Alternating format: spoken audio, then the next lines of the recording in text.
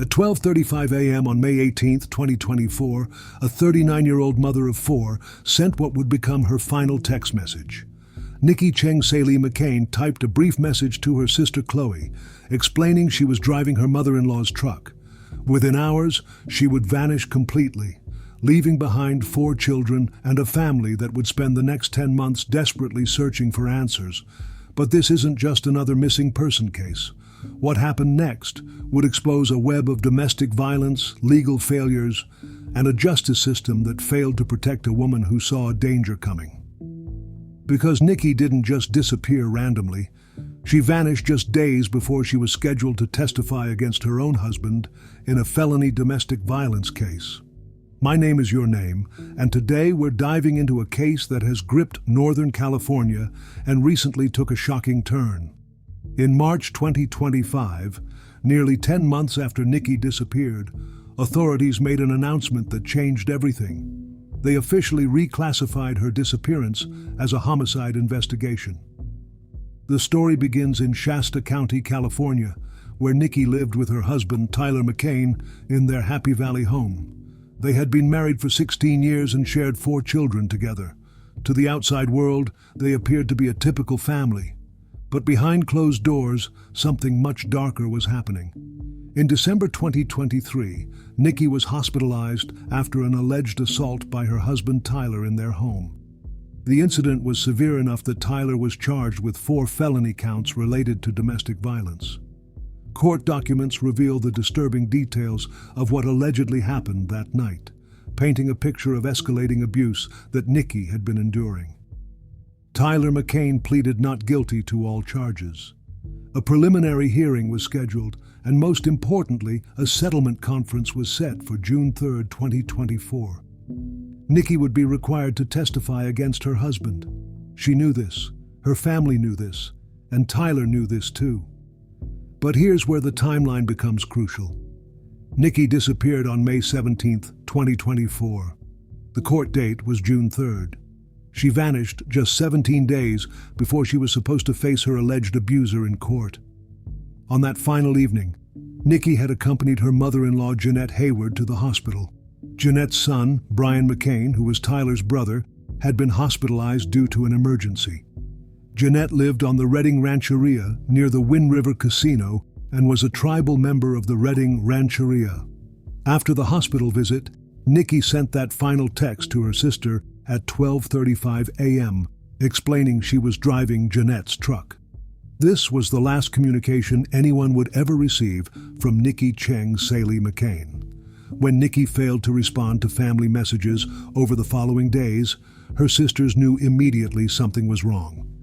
Kay Ford, one of Nikki's sisters, later explained to Fox News Digital that their family was extremely close, calling and texting each other on a nearly daily basis. When Nikki stopped participating in their active group chats, they knew something was terribly wrong. As Kay put it, "We as a family knew it wasn't her running off or her just not communicating with the family. We definitely knew that something probably really bad had happened to her." On May 22, 2024, 5 days after Nikki was last seen, her family reported her missing to the Redding Police Department. Initially, the case was handled by Redding PD, but due to information suggesting Nikki was last seen in the Sheriff's Office jurisdiction, the investigation was transferred to the Shasta County Sheriff's Office Major Crimes Unit. 3 days later, on May 25, 2024, Nikki's vehicle was discovered. Her 2002 Chevrolet Avalanche was found abandoned in western Tehama County on Bowman Road in Cottonwood.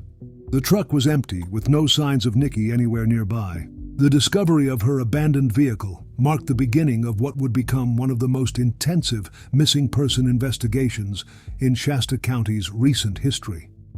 But what investigators would uncover over the following months would reveal this was never just a missing person case. The location where Nikki's truck was found became significant for another reason. Community members, desperate to help find Nikki, organized large-scale searches in the area. On May 31, 2024, concerned citizens gathered on Bowman Road in Cottonwood for the first major search effort, hoping to find any trace of the missing mother. But as days turned into weeks, and weeks turned into months, no trace of Nikki was found. Her family continued their relentless search, printing and posting flyers throughout Northern California, following up on tips, rumors, and even consulting with psychics. They were willing to chase any lead, no matter how far-fetched, if it might bring Nikki home. Meanwhile, the legal case against Tyler McCain continued to move through the court system. Remember, he was still facing those 4 felony domestic violence charges related to the December 2023 incident with Nikki. His preliminary hearing had been scheduled for June 3rd, the same date as the settlement conference. But there was one major problem. The star witness, the victim who was supposed to testify about the alleged abuse, was missing. As the weeks passed, Tyler McCain's legal team began to exploit the one weakness in the prosecution's case. Without Nikki present to testify about the alleged domestic violence, the case against Tyler was crumbling. The constitutional right to confront one's accusers was about to become Tyler's get-out-of-jail-free card. On July the 5th, 2024, the charges against Tyler McCain were dismissed. The community was outraged. Here was a man whose wife had mysteriously vanished just days before she was supposed to testify against him, and now he was walking free. Shasta County District Attorney Stephanie Bridget was forced to address the public outcry in a Facebook video. Her words were carefully chosen, but the frustration was evident. "I hear the community's pleas for answers and justice for Nikki Cheng McCain," she said. "I share in those sentiments and frustrations." Bridget explained the impossible position prosecutors found themselves in. In the United States, everyone has a constitutional right to confront the witnesses against them. That means the accuser, the victim, must be present in trial to testify against them. And we haven't been able to locate her. The dismissal wasn't permanent, though. Bridget emphasized that dropping the charges preserves our ability to refile the case once Nikki is located or sufficient evidence is obtained to utilize her statements in her absence. But for Nikki's family, this felt like watching justice slip away. During this time, Tyler McCain remained notably absent from public appeals for his wife's safe return. While Nikki's sisters organized searches, printed flyers, and spoke to media outlets, Tyler stayed silent. His absence was glaring to those following the case closely. As summer turned to fall, the investigation continued behind the scenes. Detective Timothy Mapes, the public information officer for the Shasta County Sheriff's Office, provided limited updates to the media. In August 2024, he stated that the missing person case of Nikki Cheng Saelee-McCain remains active, and detectives with the Shasta County Sheriff's Office Major Crimes Unit continue to work diligently on the investigation. But the family was growing frustrated with the lack of information. As one local news outlet reported, family members repeatedly told law enforcement officials that because the investigation was ongoing, they had few details to disclose about what the sheriff's office was doing to find Nikki or any leads they were investigating. The case took an interesting turn in August 2024 when Tyler McCain was arrested again, this time for traffic violations and violating a court order. On October 7th, he was sentenced to 12 months of informal probation and 10 workdays for criminal traffic violations. While these were minor charges compared to the dismissed domestic violence case, they showed that Tyler was still having run-ins with law enforcement. In November 2024, Nikki's family faced another painful milestone. They celebrated what would have been Nikki's 40th birthday on November 9th, but they celebrated without her. The empty chair at the table served as a devastating reminder of their ongoing nightmare. Throughout this period, Nikki's sisters Kay Ford and Chloe Saelee had taken custody of Nikki's 4 children. They were not only dealing with their own grief and fear, but also trying to provide stability for children who had lost their mother and were watching their father navigate serious legal troubles. The Redding Rancheria tribal community also stepped up to help. In July 2024, they put up a large billboard along Interstate 5 to help spread awareness about Nikki's case. The billboard was strategically placed on one of California's busiest highways, ensuring thousands of travelers would see Nikki's face and information about her disappearance. NBC's Dateline featured Nikki's case in July 2024 as part of their Missing in America series, bringing national attention to her disappearance. The coverage helped spread awareness far beyond Northern California, but it also highlighted how little progress had been made in finding answers. If you're finding this case as disturbing as I am, and you want to see justice for Nikki and her family, make sure you're subscribed because we're going to follow this story until there's resolution. The updates we're about to discuss will shock you, and you won't want to miss what happened next. As 2024 drew to a close, the case seemed to have stalled. The sheriff's office continued their investigation, but publicly, there were few developments to report. Nikki's family continued their searches, but each passing month made finding her alive seem less likely. Behind the scenes, however, investigators were building a case. They had been serving search warrants, conducting interviews with family members, friends, and acquaintances of Nikki. They had spoken with citizens who reported information about her disappearance. Most importantly, they had been analyzing evidence that would eventually lead to a breakthrough. The family's worst fears were confirmed when they learned that investigators were focusing not just on finding Nikki, but on determining what had happened to her. The language used by law enforcement began to shift subtly from missing person to terms that suggested they believed something terrible had occurred. In early 2025, there were signs that the investigation was intensifying. Federal agencies became more involved, with the FBI and Department of Homeland Security joining local efforts. This level of federal involvement suggested that investigators believed they were dealing with more than just a missing person case. The breakthrough everyone had been waiting for was coming, but first, there would be one more surprising development. After nearly 10 months of silence, Tyler McCain was about to speak publicly for the first time since his wife's disappearance. On March 10, 2025, the Shasta County Sheriff's Office held a press conference. Family members gathered at the Shasta County Emergency Operations Center in Redding, hoping for news about Nikki. What they got instead was something unexpected. Tyler McCain stepped up to the microphones. After 10 months of absence from public appeals, searches, and media coverage, he was finally going to address his wife's disappearance. His voice was quiet, so soft that only the people and microphones right next to him could hear clearly. "We miss you," he said simply. "I don't really know what to say." He went on to apologize for his absence from the public eye, acknowledging what many had been wondering about for months. "I apologize to everyone, especially my children, my wife's family, mine as well. I'm just here in support, so anything that I can do, I want to do that." For Nikki's sisters, this moment was complex. Kay Saelee later told media that she had been really excited to have him there, potentially working with us, because he hasn't been very present in the searches or asking for the public's help.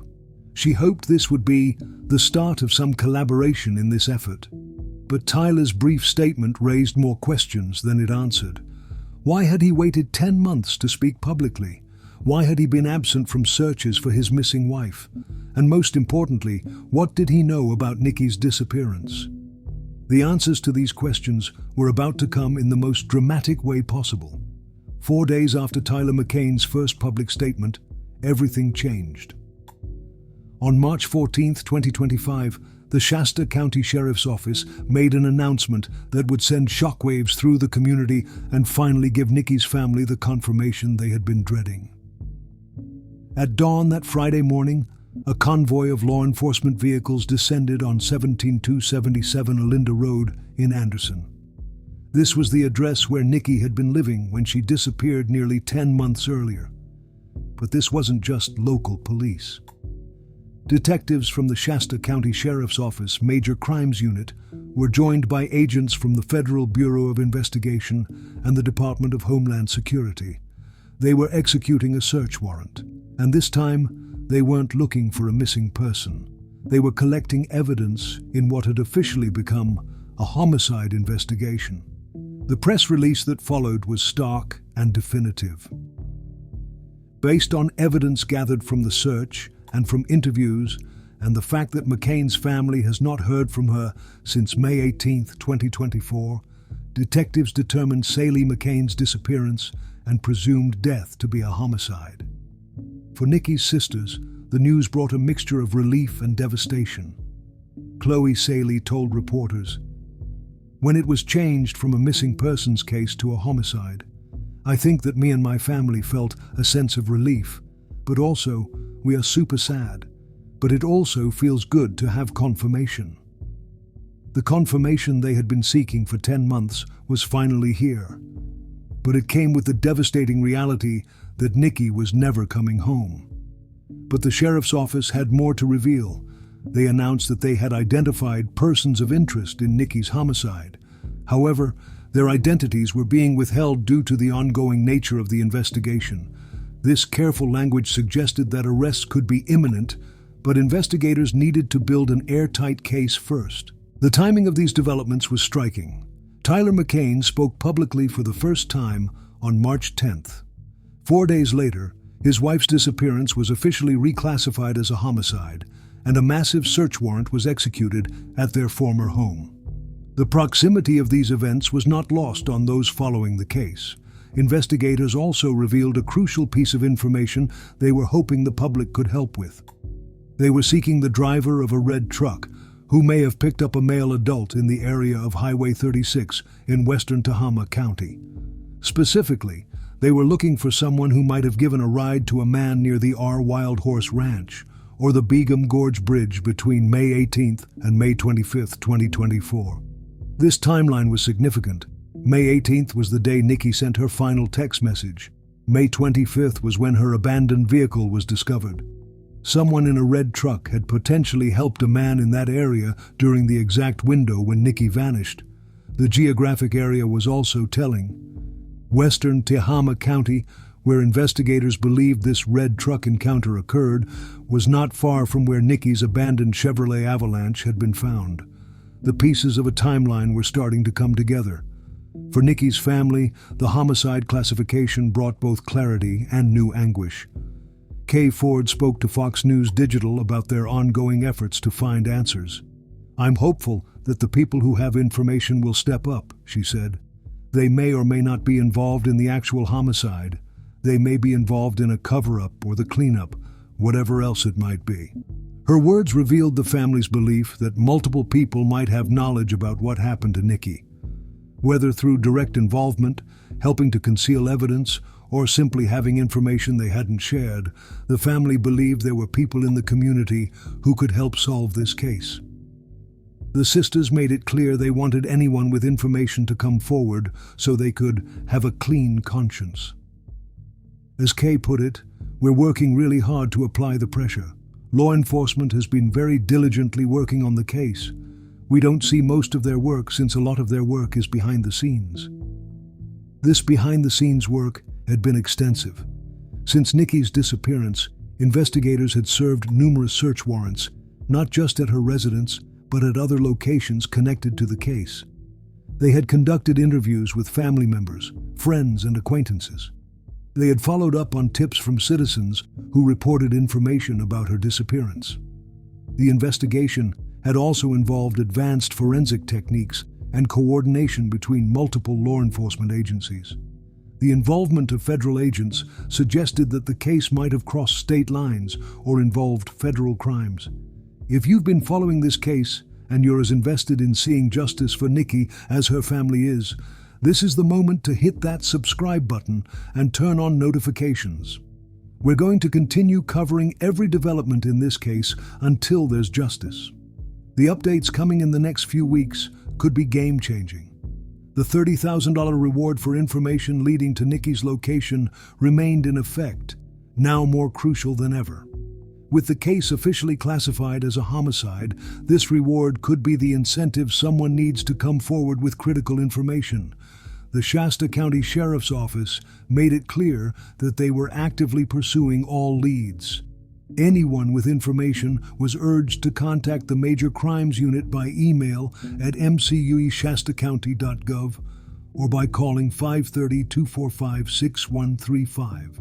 For Nikki's 4 children, now being raised by their aunts, the homicide classification meant facing the reality that their mother was never coming home. Kay and Chloe had stepped into roles they never expected, becoming not just grieving sisters, but surrogate parents to 4 children dealing with an unimaginable loss. The case also highlighted broader issues about domestic violence and the justice system's ability to protect victims. Nikki had reported abuse. Her husband had been charged with felonies, but the system failed to keep her safe long enough to testify. Her disappearance just days before the court date raised disturbing questions about whether she had been silenced to prevent her testimony. As this investigation continues, one thing is certain: the reclassification to homicide represents a turning point. After 10 months of searching for a missing person, law enforcement is now hunting for a killer. The persons of interest they've identified are living with the knowledge that investigators are building a case against them. For Tyler McCain, who finally broke his silence just days before the homicide announcement, the timing raises obvious questions. His brief public statement, his long absence from search efforts, and the subsequent developments have not gone unnoticed by those following the case. The red truck lead remains one of the most intriguing aspects of the current investigation. Someone out there knows who was driving that truck and who they might have picked up in western Tehama County during that crucial week in May 2024. That information could be the key to solving Nikki's murder. As we continue to follow this developing story, remember that behind the headlines and legal proceedings is a family still seeking justice for a beloved mother, sister, and daughter. Nikki Cheng Saelee-McCain was 39 years old when she sent that final text message to her sister. She should have celebrated her 40th birthday surrounded by her 4 children and extended family. Instead, her family marked that milestone with an empty chair and unanswered questions. But now, for the first time in 10 months, there's reason to hope that those questions might finally get answers. The homicide investigation is active, persons of interest have been identified, and federal agencies are involved in the search for justice. If you have any information about Nikki's disappearance, no matter how small it might seem, contact the Shasta County Sheriff's Office immediately. Your tip could be the one that brings justice for Nikki and closure for her family. This is a developing story, and we'll continue covering every update until there's resolution. Make sure you're subscribed and have notifications turned on so you don't miss any breaking news in this case. The search for justice for Nikki Cheng Saelee-McCain continues.